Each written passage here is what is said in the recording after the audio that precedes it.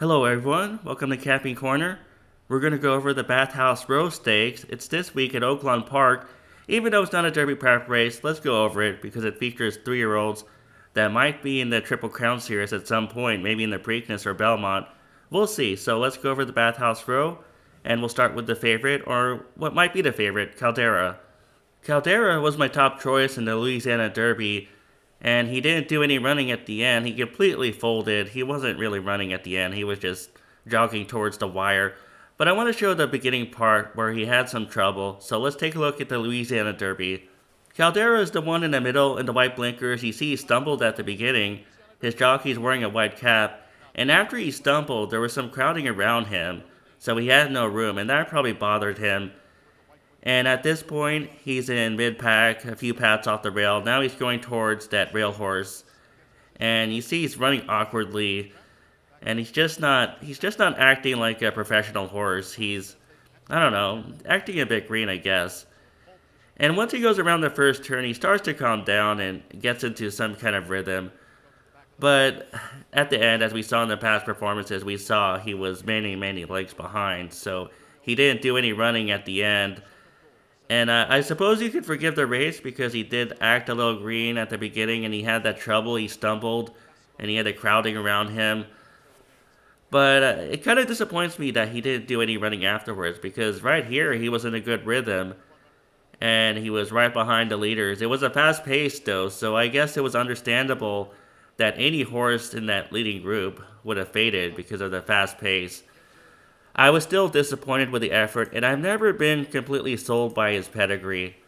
I feel like he has to prove it to me. I want him to show that there are no effects of the bad race and that he could get 9 furlongs. I want to see it first. He's not going to be my top choice. I realize he is a contender, but I'll probably place him third in my ranking. Now let's talk about instant replay. He was a closing third in the Louisiana Derby, and before that, he won an optional claimer by 5 lengths, both at Fairgrounds. Let's take a look at the Louisiana Derby and see what he did in the stretch run. It might be hard to see because the camera is zoomed out and the colors are dark, but instant replay is in 5th, and he's starting to move, although Tistastic is taking over the lead. Chunk of Gold is right there with him, and Tistastic is inching clear of the field, but instant replay is coming now on his wrong lead. He's coming towards Chunk of Gold, and he almost gets him, but it's too late. And he's going to gallop out well in the second or two of gallop out footage that we see. Instant replay is going to gallop out past Tistastic. And that's a good sign too. I've always liked this horse's pedigree for going long. And we're going to take a look at that right now really quick. Maximum Security is on top. And he has plenty of route blood in his pedigree. And on the bottom, we see One of a Cat. And One of a Cat is a half-sister to Editor's Note, as we see right here. Editor's Note won the Belmont Stakes in 1996, so there's plenty of route blood in instant replay. I've always liked his pedigree for going long. We also see Medaglia de Oro as his dam sire, so there's plenty of route blood. I'm just worried that he got a setup in that race, and I typically don't like taking horses that got a setup. And even though he was coming, he failed to pull off the win. He was third by 2 3/4 of a length. And I know this is an easier spot, but I'm going to rank him second. Now let's talk about Tiz Secure. Tiz Secure is a bit short on experience, although if there's any trainer that can get an inexperienced horse ready for a stakes race, it's Bob Baffert. And we're going to take a look at his maiden win on February 22. Many Baffert horses need to lead for their best shot, but Tiz Secure didn't. He was in a stocky position, and you see here he's taking over the lead right now. And Tiz Secure was being asked with the whip, but that's fine. He's still learning. And he's pulling clear in a powerful manner.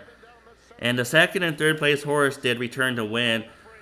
My only concern is that it was a sprint race, and we see in the Pasadena Stakes that Tiz Secure didn't do much running in there. He was 4th by 5 lengths. But it was on turf though, so how could I knock it that much? It was on turf. And the pedigree is there to go long. Maximum Security over Tough Tiz Assist is a Tiz Now mare. And Tough Tiz Assist was a multiple grade 1 winner.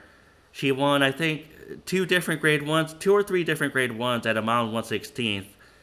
And so Tiz Secure should be able to go a mile and 1/8. Maybe it was just a turf that bothered him in the Pasadena Stakes. I like the fact that he could stalk He's not the typical Baffert horse that needs the lead to win. And he's going to be 2 or 3 lengths off the pace setter in this race. Unless no one wants it, maybe he'll go straight to the front. Tissecure is going to be my pick for the Bathhouse Row. I know there's a question of distance, but I just feel the pedigree is fine, and Baffert wouldn't set him here unless he thought he could get the distance. So Tissecure is my top choice, but I do think Instant Replay has a shot to win this race as well. And Caldera has a shot too, but I'm going to rank him third. You're always paying a My Racehorse tax when you bet Caldera because you know how popular those horses are with My Racehorse. They always bet their horses. And I know Baffert horses are popular too, but maybe with Caldera in this race, maybe all the attention will be on him, and Tissecure will be decent odds. We'll see.